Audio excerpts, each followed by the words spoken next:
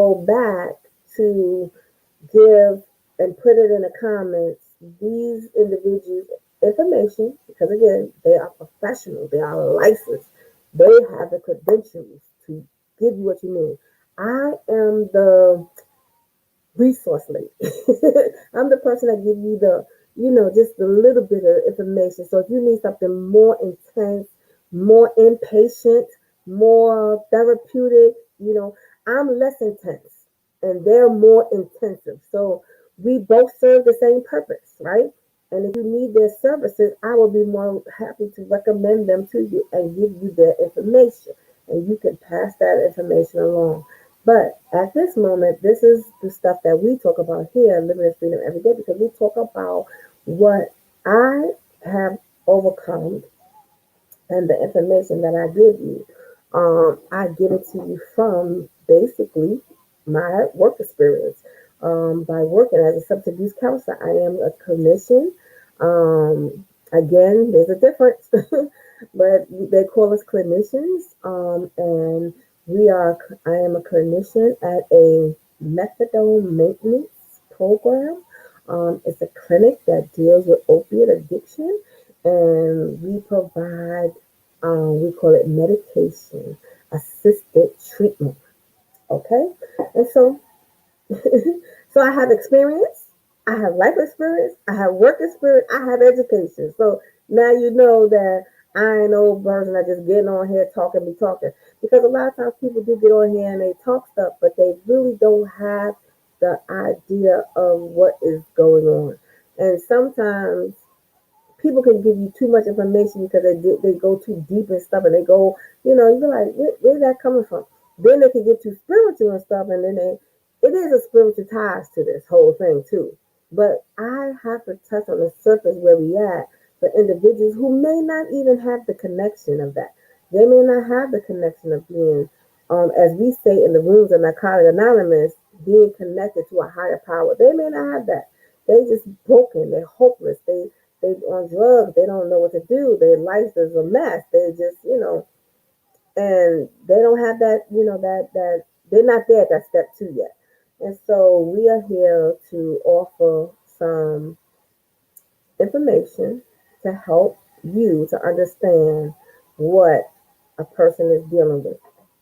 So shout out to my sisters that came on, Overseer Kim McWilliams and my sister, Apostle Elect Miranda Cobbs. Good evening to you all. Good evening to everyone who is logged on to my personal page and who's logged on to Life, who's logged on to Living in Freedom Every Day group, and those who are logged on to Living in Freedom. I don't know whatever happened to it going on my page, but okay. And all those who are logged on to YouTube, and all those who are logged on to Living in Freedom Every Day regular group. I mean, the regular page is right. And I'm going to share this on my page as well. So, on my regular page. So, if people want to come on, so again, like, share, invite somebody to come on. I'm not going to be on too long because I have another event to be at. I like the social media. I mean, well, I like the virtual because you could be in 5 things at one time. You could jump over this and go into something else. You could jump over that and go to something else. You won't be overwhelmed like if you would in the service because you'd be like, okay, I gotta get to this service. I gotta get to this service. I gotta go home and change my clothes. I gotta freshen up. Mm-mm. All I gotta do is switch to another. Just switch on over. That's all I gotta do. Is switch on over. So, um, for some reason, I never can operate my own social media. It's like I need someone to help me. Speaking of which, I am looking for a virtual assistant. That's right. I'm looking for a virtual administrative assistant who deals with marketing, emailing. They can probably send out. Okay, this is what I need. They can do correspondence. They can do Facebook posts, social media posts, sharing, adding. So I need a virtual assistant. Yes, and they will get paid because I have a business and I need to run the business, but I need some assistance because I'm doing so many things I can't keep up. So I need help. They say you have not, you ask. What they say, what the word say. You have not because you ask not. And so I'm asking. I need a virtual assistant that can help me. If you know anybody, please send them on over to my way. I do appreciate it. Thank you. Thank you so much. Thank you very much. So, like, I'm trying to figure out where my page is to share on this device. I might have to do it later because I don't want to take too much time. Alrighty. So again, I don't own the rights to this music. I just got it on as a soothing. So I want to ask you a question. You ready? Drop in the comments. What does addiction mean to you? What does addiction mean to you? You might can't. What? Oh, what does addiction mean to you? Make sure I'm spelling right. Addiction. What does addiction mean to you? What does addiction mean to you? I need to talk up, right?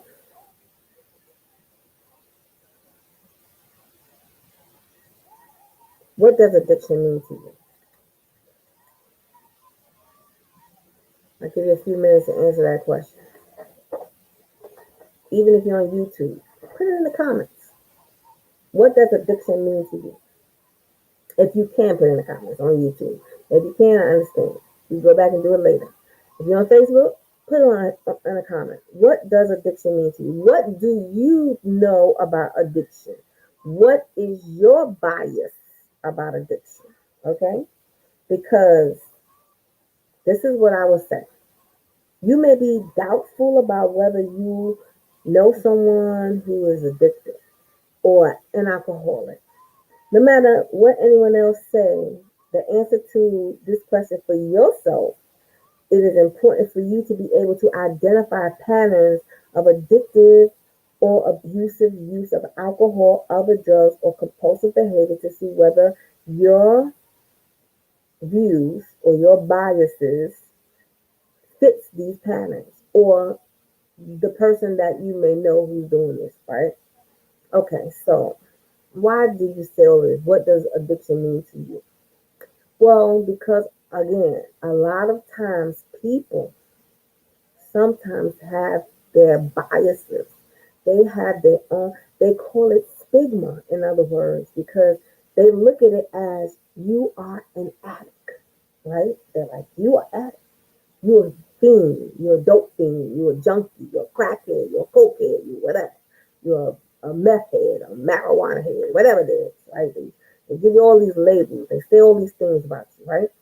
And honestly, that ain't who you are. That ain't who I was. I'm not the cocaine person. I'm not the cokehead, right? I'm not that. Do my hair look like it got a poppy? Do it look like I got a poppy? Like poppy? Is the coca leaf coming out of my wig? No, no, no, no. That's not what it means. It means that I use cocaine. That's what that means. That's what it is.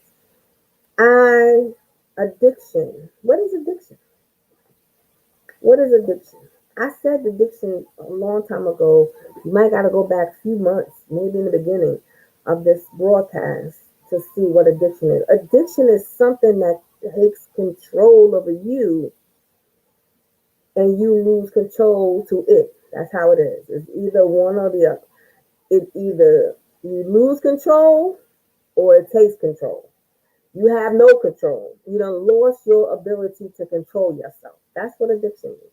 And then probably I got to, I can look up the, let me see, I got a dictionary over here by me. You want me to look it up? I know you do. If you really, you might want to know the real, that's right, I got books. Okay, I told you I'm a school major. I go to school and I study and I research because this is my baby. I wanted to know why I wanted to know why I was the way I was. That's what I wanted to know. And I wanted to know why it happened in my family. And so I took an extra step and I started to learn. So what is addiction? That's right. I have a dictionary, see? Because I don't want you thinking I'm making stuff on the top of my head. Because people think that like they just throw stuff. Ooh, they sound good. No, I want you to know that I still have a dictionary, and I liked it one day. I think it was one of my sisters. They said she was on Facebook Live, and I think it was Apostle elect Verinda when she said about Jesus, the Bible, having a Bible. I'm not gonna be like Trump and turn it upside down, but having, you see, this is mine and my name on it. Having the Bible, this is the best. If it wasn't her, I'm giving her credit, but I know when somebody saying having that is better than, you know, I got so much stuff on my desk. In this. Yep, that's my book cover. Road to Recovery. You didn't get my book. Go get my book. Go get both of my books. Talks about part one talks about from broken to reborn. Talks about how I started to be a drug addict.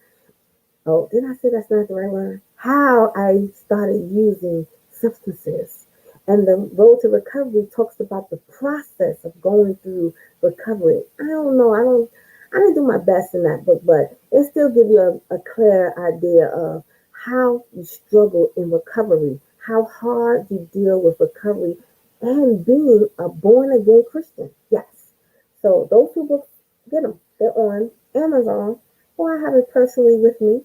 I can sign it and autograph it if you would love one of those beautiful copies. So back to what I was saying. She said it's better for that. So I could have easily went on my phone and Googled it, but I wanted you to see that I go to the material, the books at hand. They're still good to use. And you probably want to know like why is it taking me so long? Just Google is fast. Like I'm sitting here, these letters are so little. I'm like, wait a minute. What I know I see that word addiction. I done went past it 3 times because the words are little. And I got on bifocals. Yeah, they may not look like it, but that down here is bifocals. Okay, let's get back to it. I like to have fun. My pastor says it's always good to have fun and laugh. If you don't have fun and laugh, I'm sorry. It's just I wouldn't want to be around you. There's just no way I want to be around you. You're dull. You're just, no. So anyway, okay. So let's talk about. I said, what does addiction mean to you? Okay, addiction. Let's talk about addiction. The quality or state of being addicted. Number two, a compulsive need for and use of a habit forming substance, such as heroin, nicotine, or alcohol. I'm going to throw caffeine in there. This is full of caffeine. I know people drink this and get energy, but they drink Pepsi. So they drink coffee. I'm a coffee drinker. But caffeine is a stimulant. It gets you up and going, and that's why people like it. Energy drinks, they all are stimulants. Okay? And people don't think that you get addicted to food and you get addicted to anything. It is a habit. It's a habit forming. It's a habit forming. It says here, it's a need, it's a compulsive need for. I had a compulsive need for cocaine. I'm getting real. I had a compulsive need for alcohol. I had a compulsive need to smoke cigarettes. I had a compulsive need to smoke marijuana. I had a compulsive need to pop pills. I had a compulsive need to smoke angel dust. I had a compulsive need, right? And it became a habit for me. Okay. Now, an addict, so get the T in there, to devote or surrender oneself to something habitually or excessively. Now, see, there, that I want to say, I need to write that. I wish I could write that up here. I'm going to try to write that up here so people can see this. You know why? Wait a minute. You see what happened just now? I don't know what I'm doing. This is not my thing, but it's going to be nice. So, addict is, we're going to do some teaching. Let me see what I said it was. To devout, to devote, or surrender oneself. That's what I'm talking with two fingers. To something habitually or excessively.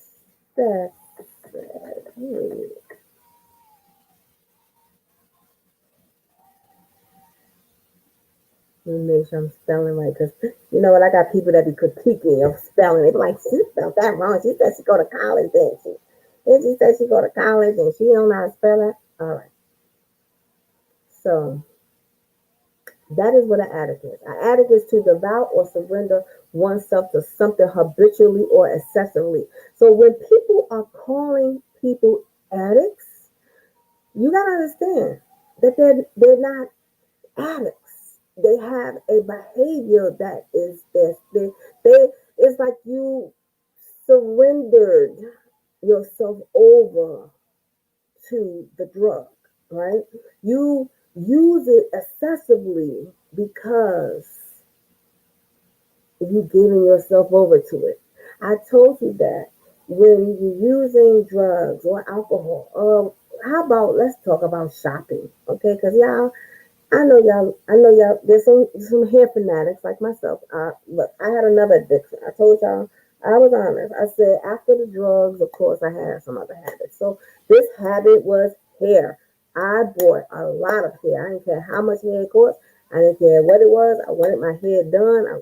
Every time I turned around, my hairstyles would slam my hair, putting weaves in my hair because I spent money, money, money on hair. I ain't talking about no little cheap hair, bundles. Okay, this hair is still good for a couple of years now. I had it for a couple of years. Excuse me. And I spent about $400 to get this wig. Yeah, that's right. 400. So imagine 400 in 3 times a year. $1,200, right? 4 times 3. Yeah. $1,200. Clothes. I like to just shop. Let me tell you, I hid my clothes. Now you know you have a problem when you hide your clothes for your spouse or your significant other or your mama or your anybody, and you hide your clothes, and then you just come out of the woodwork with something new, and they be like, "Dang, you look nice." You're like, "Oh, this is nothing. I haven't had this." No, good and well, you just pop that tag on while they was in the bathroom, and you tried it on. You know, I'm telling myself, I will come in the house with the bag. I never tried nothing on in the store. That was crazy, right? They have a fitting room. I just hate taking my clothes off in a dressing room. How many like that? Y'all, come on, be honest. It's something about I just feel like somebody peeking. I don't want to take my stuff off. Or I don't like the way the mirror looks. I guess it's just me. So I never like to try to clothes on. I just get the clothes and I would just now mind you, I can go into a store.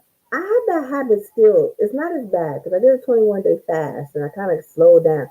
I feel like I'm doing much better and my mental kind of helped me a little bit. So I'm doing much better with my money.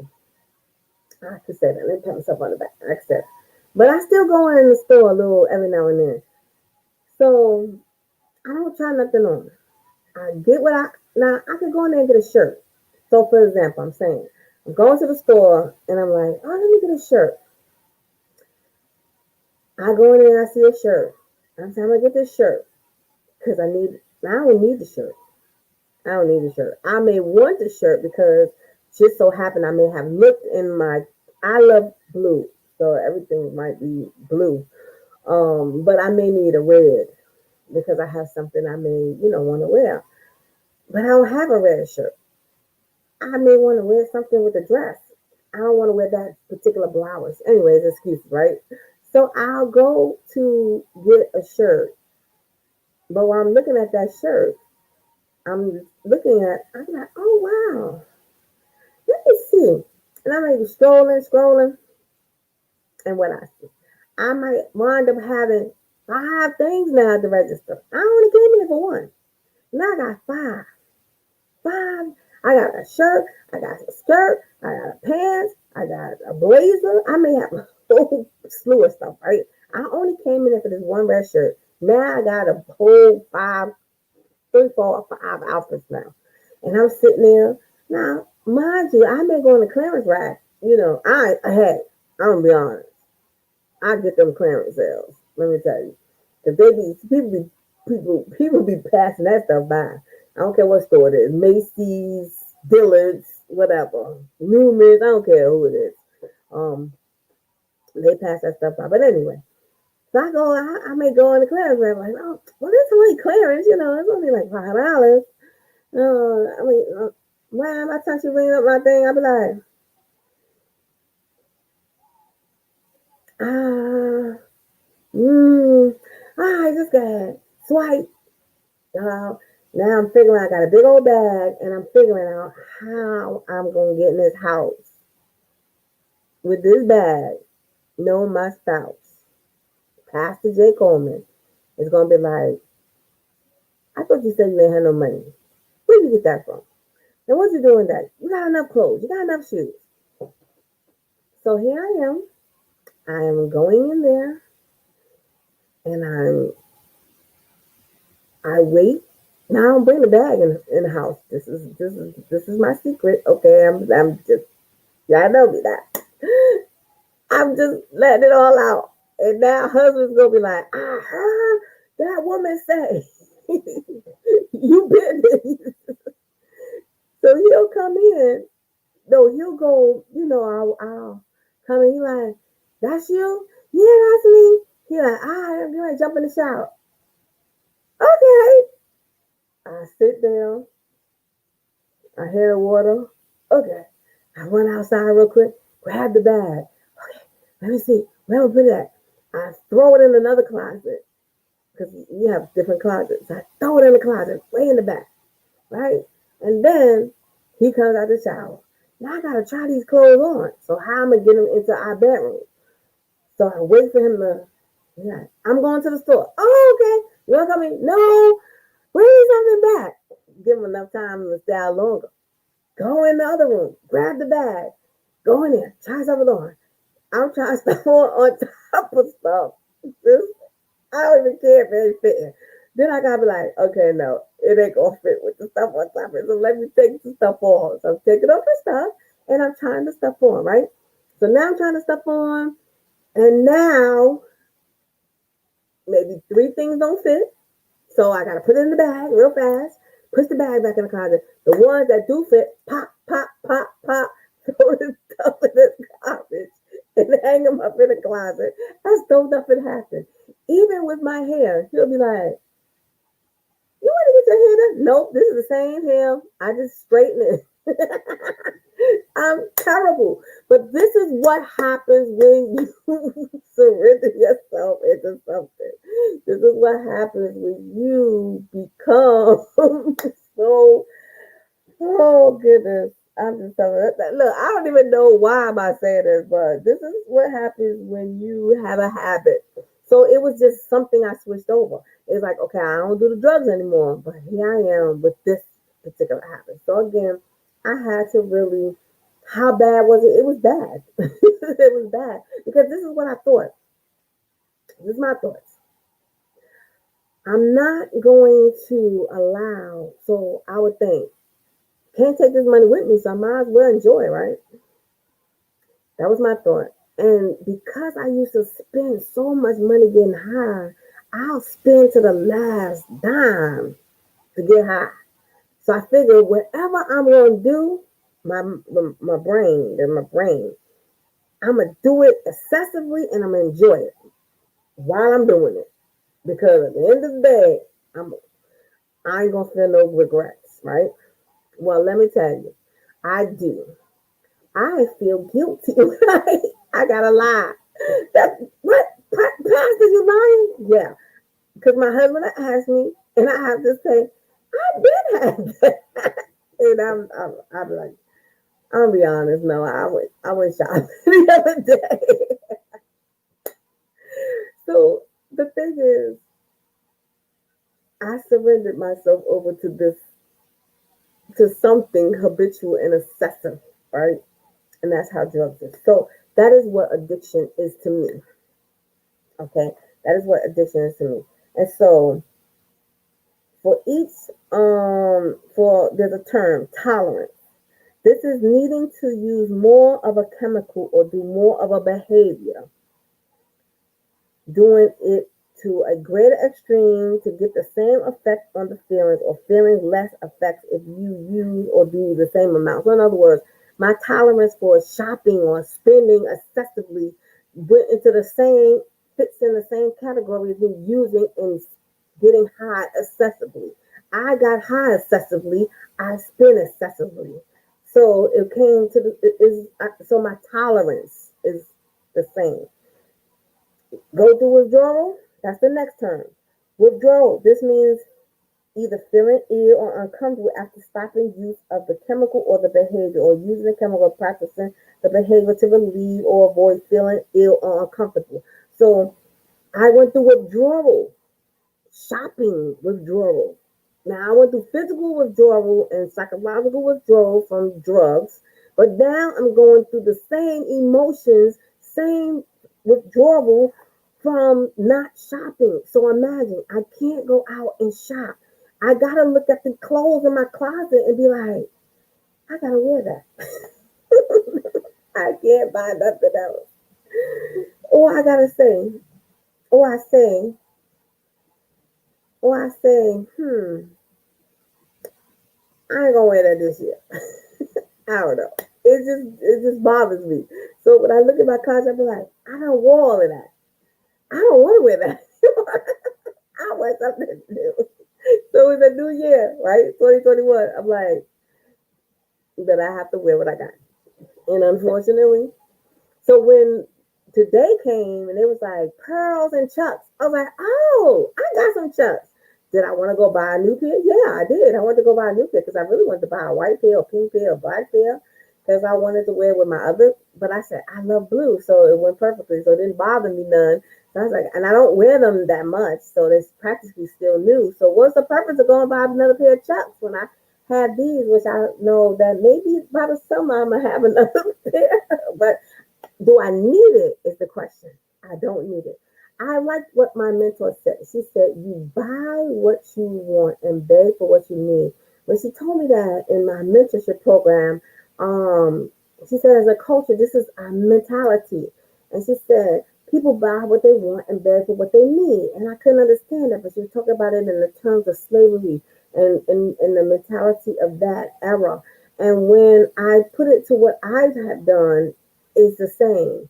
I buy what I want and beg for what I need. So that means I can spend all this money. Now imagine if I was into a lot of materialistic stuff like Gucci, Fendi, and all of that stuff. I did. I made splurge one time.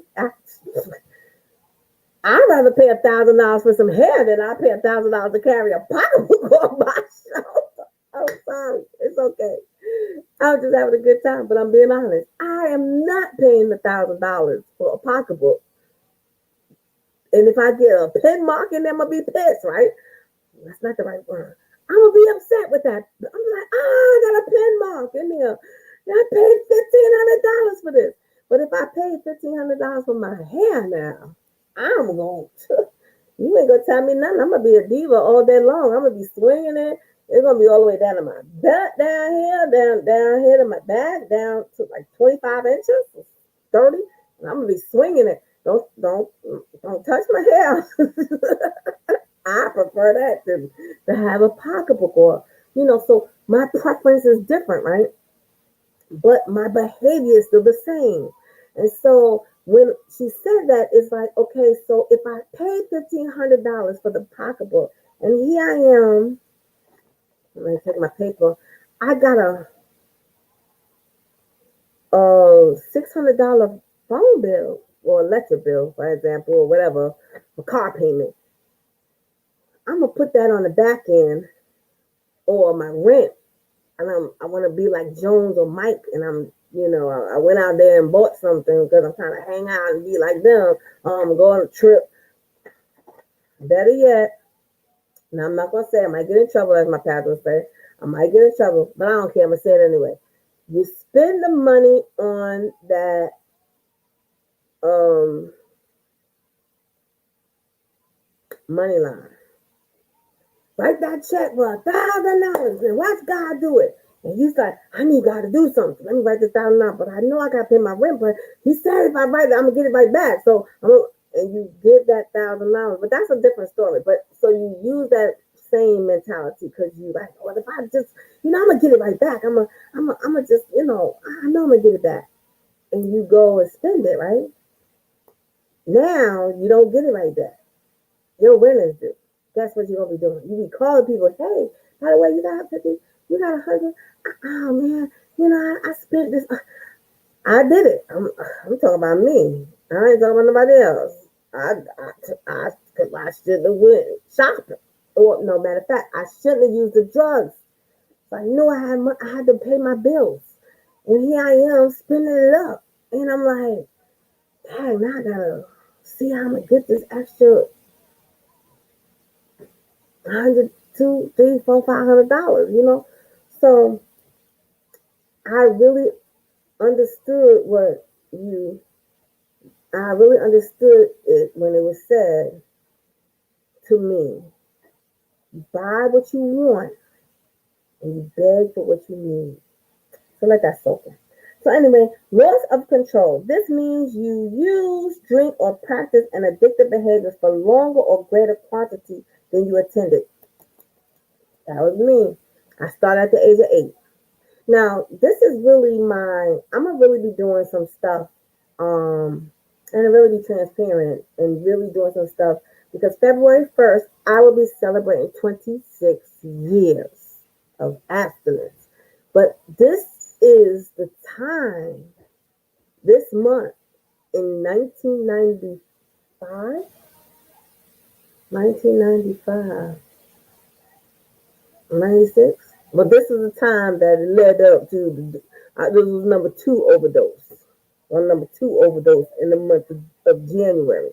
And so I'm gonna really be talking about some of the things that took me over the edge. I talk about it. That's my testimony. I can't. It ain't nothing else I can say. God has done great things for me as a sinner. Okay, let me say sinner. Done great things for me that I didn't even know. But leading up to this point of my past, so I'm gonna talk about some things, and then it's again education and helpful to understand some of the process of what individuals and people are going through while they're in this behavior. So I lost control. I stayed in it too long, but I started at an early age. I started at 8. Yeah, like 8. Who starts at 8 years old? They can't start it. Yeah, I did. Unfortunately, I smoked marijuana, the gateway drug, and that's what opened up. Right. So what I wanted to talk about, and I talked about that. So Wait a minute. Wait a minute. What time is it? I got a minute. Let's say I got a minute. I don't got a minute, but I'm gonna give it myself. Now I have books, I have papers, I have worksheets, I have stuff I print out. I told you I use publications from SAMHSA. The publications I use for all of my narcotic stuff and um so far away, but I want to get it. It's not that far. I'm back. See, it ain't take that long. This right here is something. Let me see. My light. Nah, right here. The truth about addiction. Oh well. The truth about drugs. Wait, let me move my finger. The truth about drugs. I got this from the drugfreeworld.org. So I get all of that's what I have so much. I have two libraries. I have some over here, two over there, one in another room, full of now not just full of that, but books and materials and I use and read all of it. And this, if you really want to know about drugs and how they impact, this is really good. It comes in this little case and it's called, I'm going to put that up there so if you're interested. Because again, you have a ministry. You may want to know what people are doing. You may have family members and they are, you wonder what's going on with them. Why are they using this particular substance?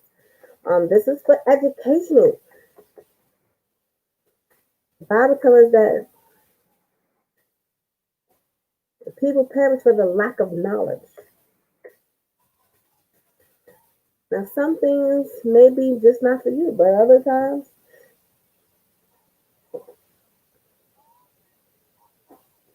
so that is for that material. Some things will go on. That's drug free world. Get you some material. Get you some stuff and this is another one.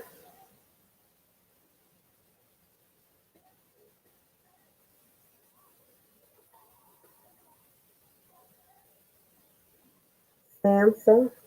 SAMHSA. It's also another.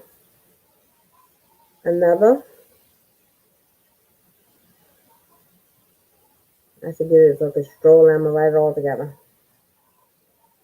And then National Alliance Substance Abuse. I think that's what it's called. It's not. National Alliance for Substance Abuse. I think that's his NASA. NASA. But all of those that I put up there, and I'll probably put it back up there, but all that that I put up there, I don't know, that might not be how you spell it. So let me see. NASA. National Alliance on Addiction. Maybe I think I spelled it wrong.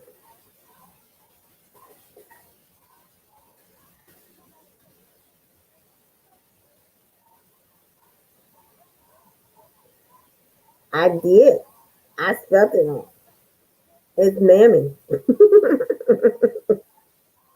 I need to get it together. It's NAMI. Well, NAMI.org is considered another, unless you're doing, now NAMI.org is for people who are dealing with both addiction and mental health disorders. So it actually talks to you more about substance use disorders and what if a person is like dual diagnosis, if they have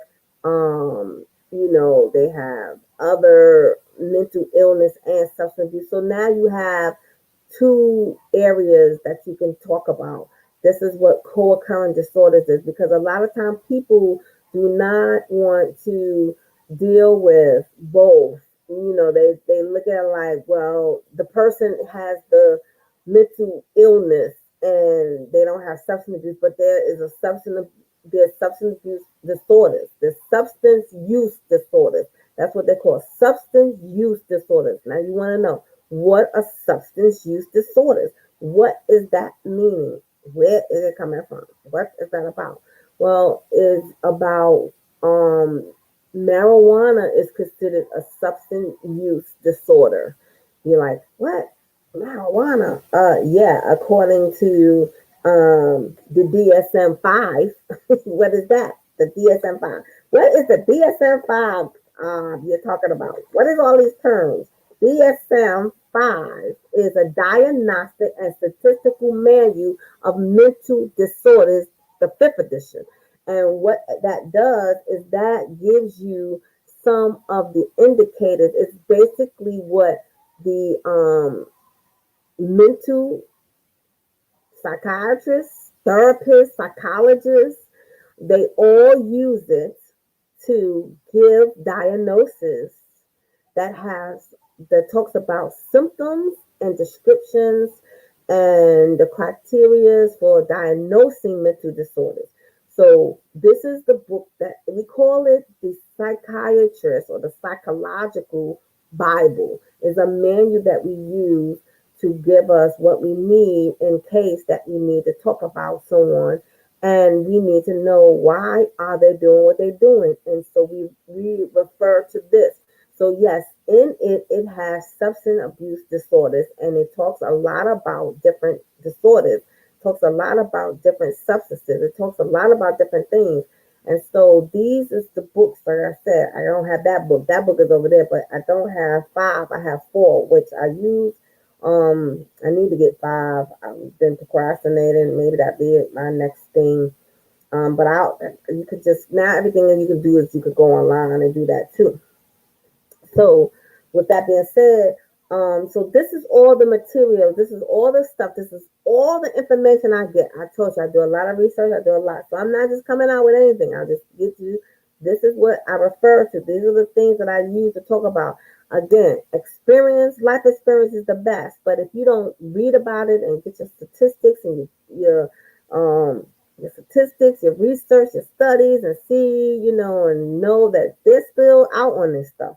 There's still, I just heard it when they were talking about, Biden when he's being inaugurated, the opiate addiction, the opiate crisis that's going on in the world. Yes, there's an opioids crisis in this world.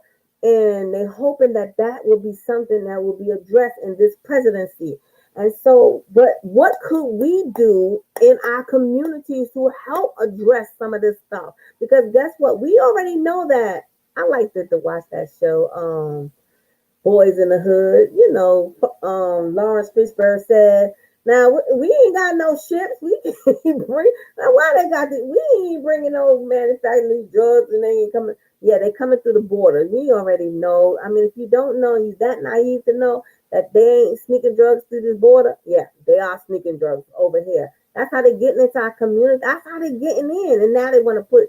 They want to legalize some stuff so they can get some taxes. They're like, well, hey, they're selling it, might as well get taxes on it. And then you wonder why the doctors are prescribing Norcan. So if anything happened to you, they ain't giving you Norcan just because they want to give you Norcan and say, here, let me give you a prescription for Norcan. No, they give you Norcan and let you know because you have an opiate addiction. And they're looking at it like if you take something here, they can just stick that up your nose and you can come back or stick something in your skin, like an EpiPen to revive you back if you're having an overdose. Now they didn't have that stuff when I was using drugs. They didn't have that stuff. There wasn't nothing. I'm thinking I'm drinking milk to revive myself out of an overdose, but no, that didn't help me this particular night. I'm about to die, and it wasn't nothing that could bring me back but God.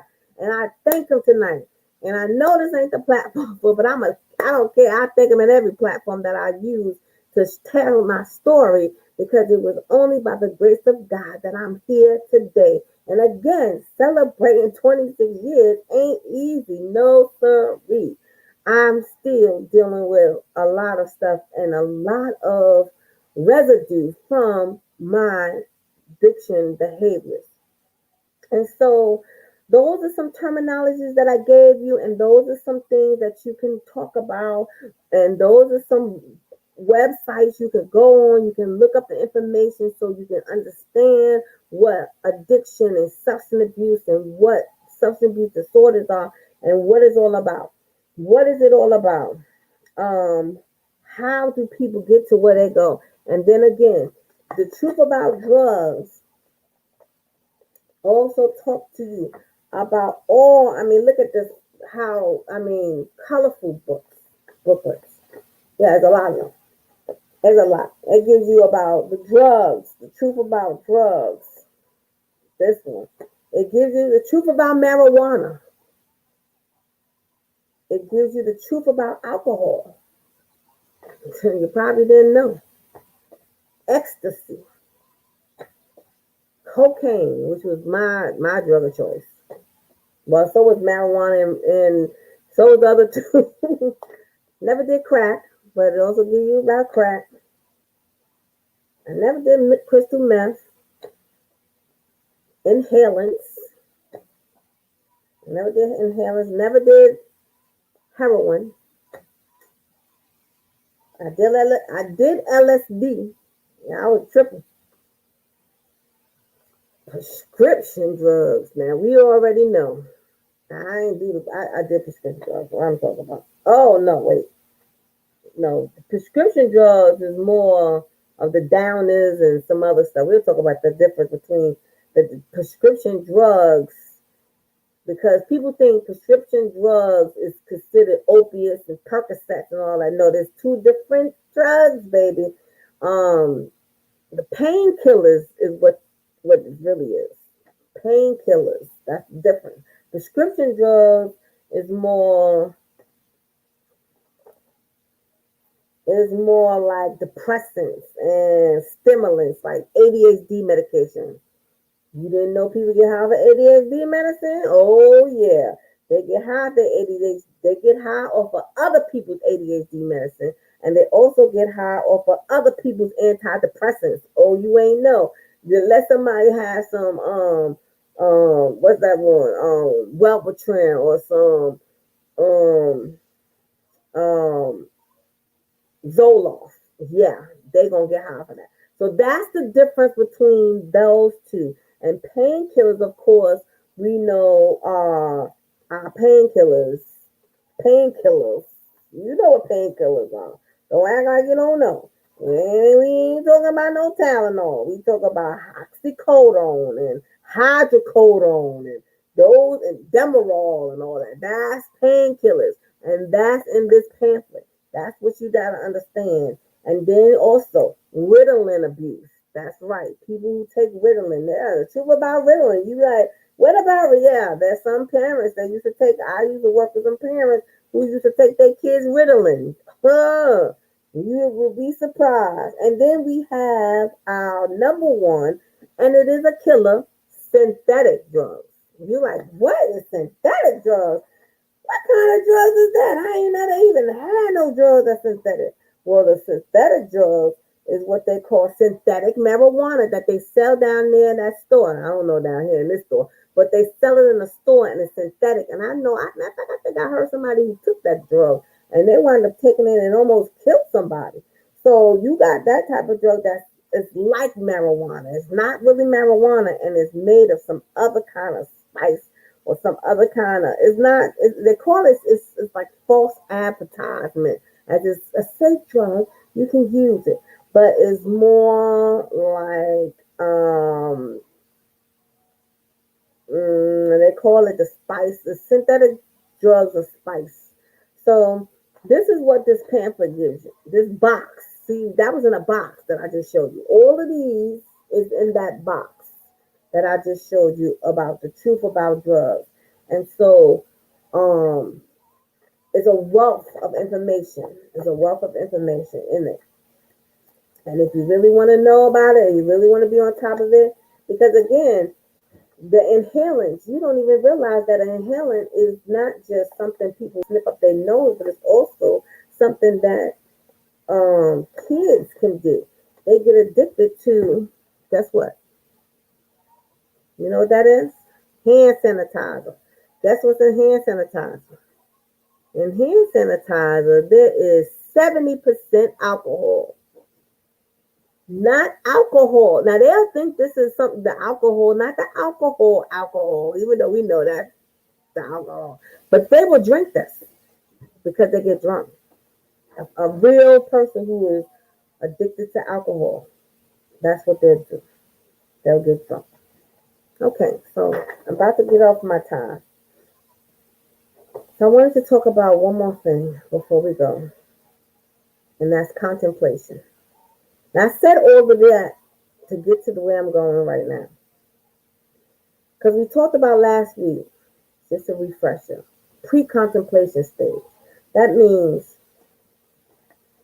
for a person who is for myself, who is a newcomer or considered a cocaine user, right? And as that person, as I'm coming into treatment, they ask me questions. So hey, I sat there and didn't want to even talk about it or, act like I am, nonchalant about it. And they want to admit, I had a habit, I have a problem. I was using stuff excessively. None of that. I just, none of that. And so they talked to me about, they tried to get me into the establishing a rapport with me. They're trying to, build trust. That's why I told you contemplation stage is where you are trying to build a rapport, getting trust with the person, asking permission, exploring different things, talking about the meaning, talking about the drugs, talking about what it does. That's just doing their job. They're just doing their job. But I wasn't falling for it. So I wasn't ready for change. I would just sit there like, oh, okay. Mm-hmm. Whatever. But the contemplation stage is acknowledges concern and is considering the possibility of change, but is ambivalent and uncertain. That means they're not sure. That's how I was. I wasn't sure. So I'm in the contemplation stage. I'm not sure about that.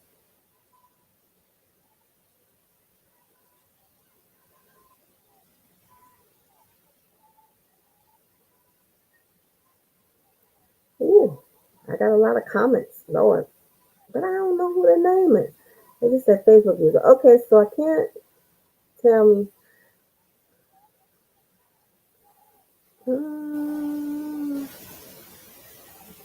I don't know, but I'll put them up there.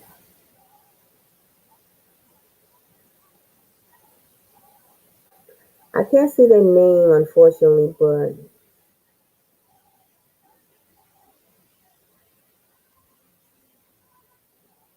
they have a lot of comments. Thank you for joining.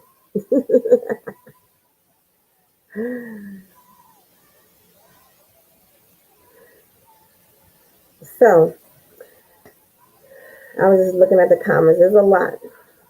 I can't tell who's on, but nevertheless. So, when I was going through, when I was going through part of my addiction, part of my process, as they was talking to me, I was the first when I was when they I want to say when someone confronted me about my issue, I was unwilling and I was unable to change. That's pre-contemplation. Pre-contemplation is you are unwilling. You don't want to change, and that's where I was. I was like, I ain't got no, ain't nothing wrong with me. I ain't got no habit. I'm alright. Everybody doing it. This is a social club. Everybody doing cocaine. Cocaine at that time was considered Scarface to me. That's a rich person high. Ain't nothing. Everybody's doing it. Hollywood's doing it. Everybody in Hollywood's doing it. That's what I thought. But at the same time, it was over again, surrendering myself little by little, habitually and accessibly, because it wasn't just a little line at one time, it was a lot of lines, and so I wasn't able to change. And so when you're in the contemplation stage, when you move to the next stage of change, because remember, we talk about the stages of change for a person who is a substance abuser. They are now aware of their issue, their problem, but they are not willing to make changes. So this is why, as counselors and as mentors and as as persons that are working with individuals who are substance abusers, that uses substances, who use marijuana or heroin or whatever their choice of drugs is, that it is important to know these stages, so when you're trying to move an individual into them, you know how to move them into the stage by giving them the ability and the power to do it, not you doing it. Because if you try to do it and it don't work, then you get frustrated thinking like, well, I ain't no good counselor. Well, no, you're not super counselor, because I'm not super counselor and you're not super counselor. Don't try to be super counselor. Don't try to be superwoman, superman, just because you see somebody being, you think it's, oh, that's my super, I'm going to be a superhero. No, let God be the superhero. You be the agent of change, but you meeting the person where they at. You have to allow them to understand their behavior. You got to give them the information so they can know what they are dealing with. When we come, when a client comes into my office and they sit there and act like I don't know nothing, I pretend to be like I don't know nothing, because I'm at the place of their mercy, like I don't know nothing. So I don't know anything. I don't try to be like I'm super counsel and I don't know anything. When they sit there and say, I don't know, I'm just so, and I just was like, okay, so what would you like to do? Where do you see yourself at? What do you see yourself getting out of this program? What do you see yourself? What would you like me to help you with? And I ask those questions. I'm building a rapport. I'm building their trust. And even though they may reject it and say, I done been through this process so many times with so many counselors, I ain't going through this again. And eventually, as they see me coming back to work, they open up little by little. And then next thing you know, then we're talking about these stages of change that we're trying to get them to go in. But they have to get to going in. Because again, I explained to you that when you're trying to help someone, when they moving from the pre-contemplation stage, after you exploring with them the pros and the cons of substance abuse, after you're showing them, offering factual information about the risk of substance abuse. This is what I'm talking about right here. You can make copies of this and give it to them and say, listen, this is the truth about drugs, what you're doing. This is what it's doing to your mind, your body, your soul, your spirit. This is what it's doing to your family, your relationship, your job, your education. This is what it's doing to you overall after a long time of use. Let me tell you something. You don't think that when you start out using, that your body is just gonna your insides, when I say insides, not inside, like your organs, your cells, your blood vessels, all that constricts. Oh, let me tell you, you didn't know that, huh? Smoking constricts your blood cells, your blood vessels, and that's why your people heartbeat. And you wonder why a person had a heart attack. When I hear someone who died from an overdose and they said they had a stroke or a heart attack, is because whatever they were doing, it constricted them. It constricted their heart. Their heart was working overtime, and sometimes it works over, and it works over and out. So you have to understand what it's doing to the body. Sometimes you keep wondering, people just drinking and drinking. They're like, oh, let me, yeah, girl, this is nothing. This is not. They are taking in who knows what. Alcohol is not made with just vine grapes juice. It's not fermented. It's not. It's made with other things. If it can, you pour some of that stuff in a car. If it starts a car, baby, let me tell you what it's doing to the insides of you and your liver. And your liver is being beat up and broken down and you can't nothing can metabolize through it. Or if you're wondering like why I gotta get a gallbladder removed, all of that stuff is part of what's going on with your body with long-term use of substances. And once you stop, don't think your body done miraculously healed. Now it heals, but you done lost some of its elasticity. You done lost some of the neurons. You done lost some of the healthy cells. I done lost cartilage in my nose. Come on, somebody. I done lost some of my nose. Okay.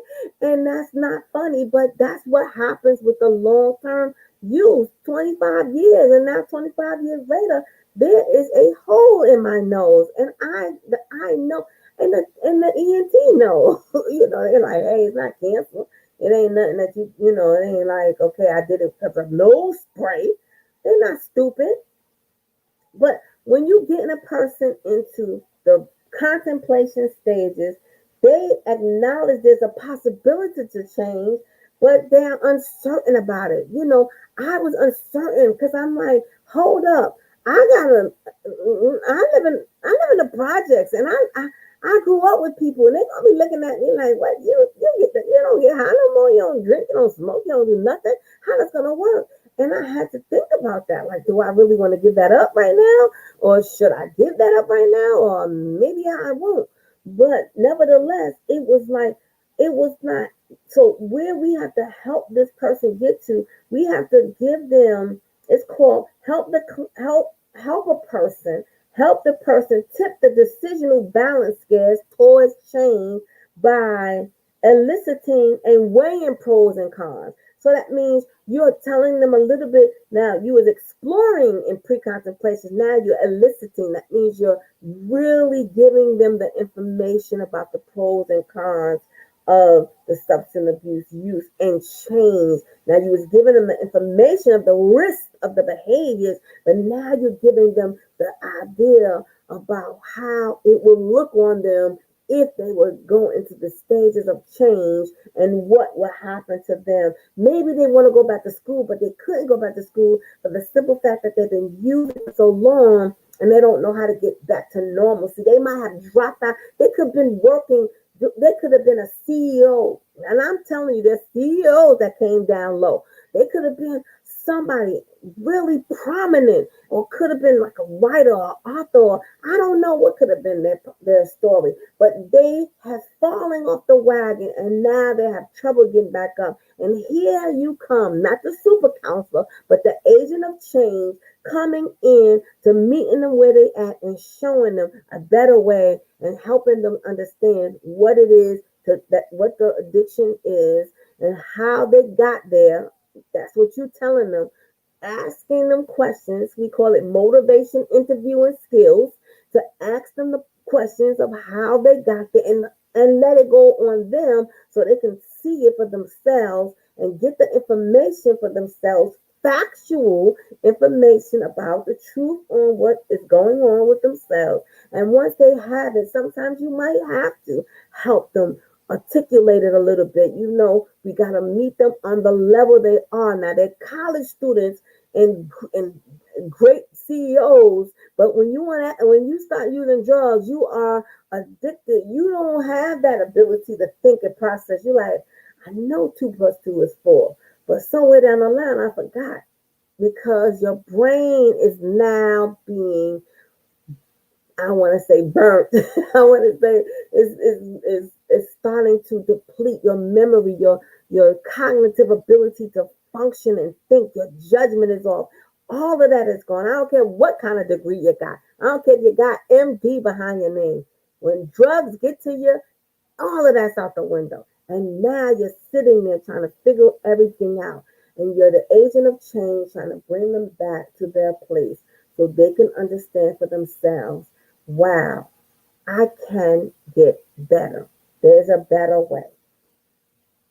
And so by helping them get to the contemplation stage, you are helping them, um, emphasizing the person's free choice, responsibility, and self efficacy for change. You're helping them get to that place. You are emphasizing. You're what that means. You're exaggerating a little bit. Not saying not no. Let me take that back. Let me get clarity. It's not you're not exaggerating, but you're more so stretching it out to them. I'm gonna say it like that because I can look up emphasize and it helps some of you out. But you're really um you're really concretely kind of putting it out there to them. In other words, you're more so putting to getting to the point of the matter. I want to say that. Getting to the point that they have a free choice. Now, you listen, all of this is free choice. Serving Jesus is a free choice.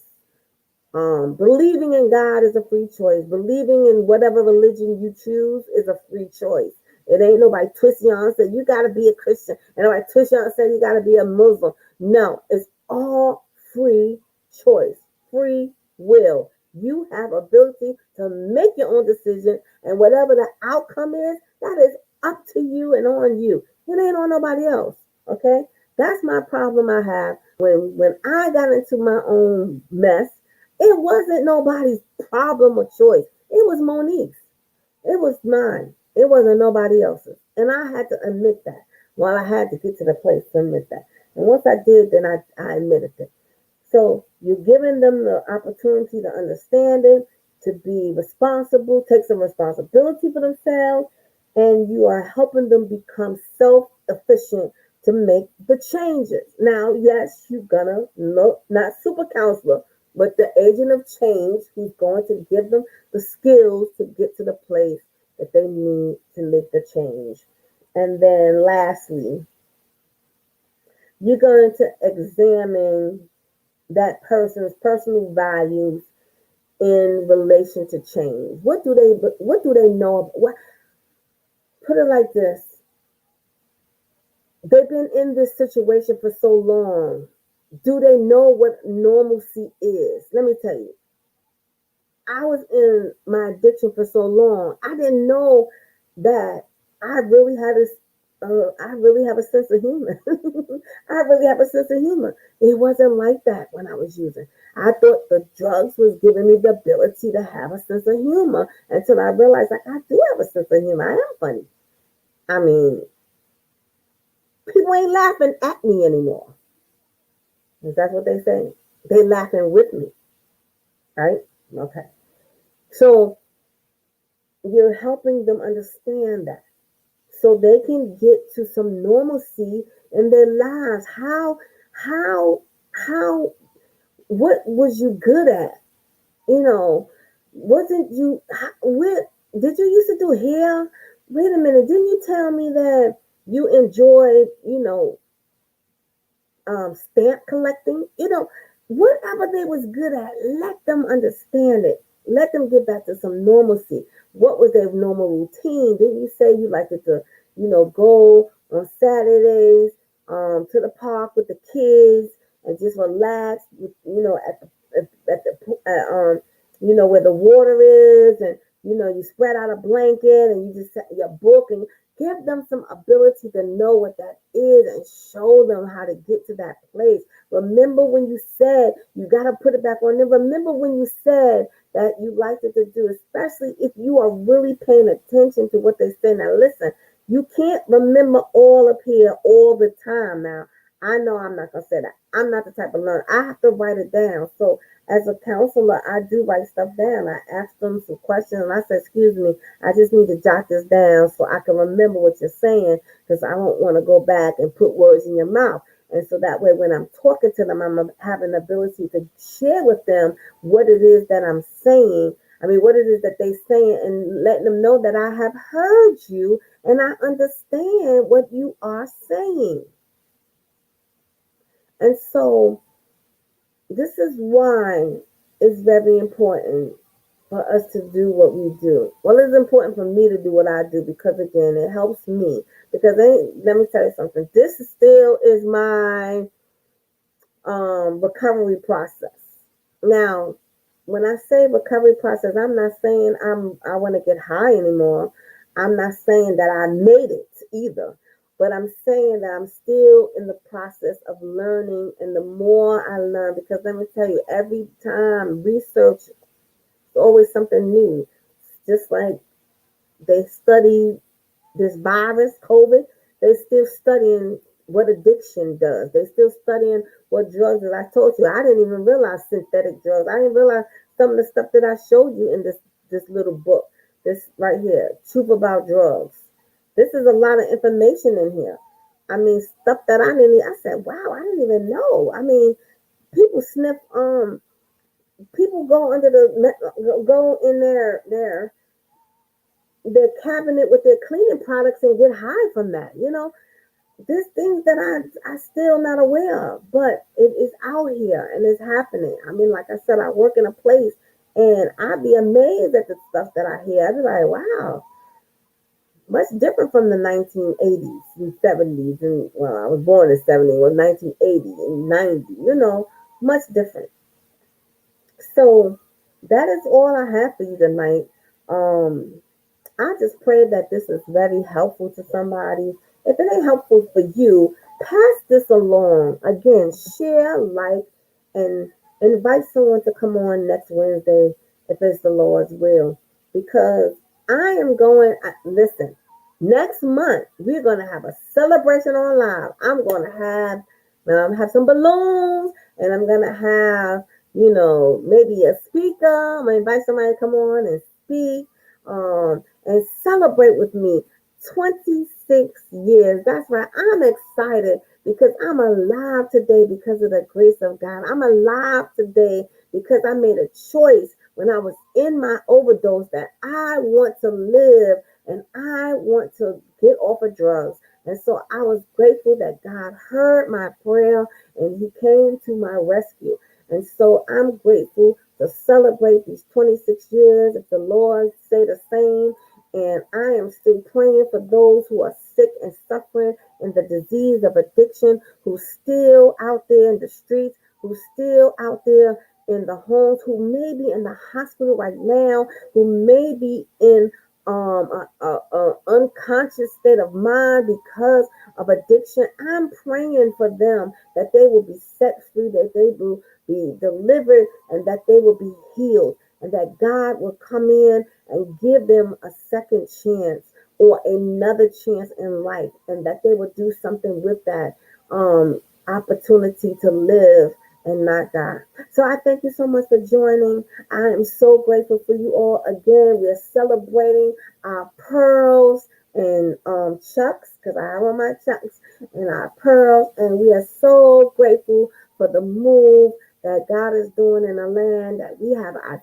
first woman vice president, and that tells me I can do anything if I put my mind to it, and God will open up the doors to allow me to walk through them. And so we are grateful for our president and our first vice president, who's a woman. And so with that, be great. Let your next be now. Be stronger than your excuses. Don't allow yourself to be a victim of your circumstance, because you can thrive if you put your mind to it. So, God, grant me the serenity to accept the things I cannot change, courage to change the things I can, and wisdom to know the difference. It just for today, um, I won't die. Just for today, I shall live. Just for today. Keep coming back. It works if you work it. You die if you don't. So work it because you're worth it and live it. I thank you all for joining Life, Living in Freedom Every Day with your hosts, Elder Yolanda Monique Coleman. Have a wonderful evening. Stay blessed and be safe. Amen.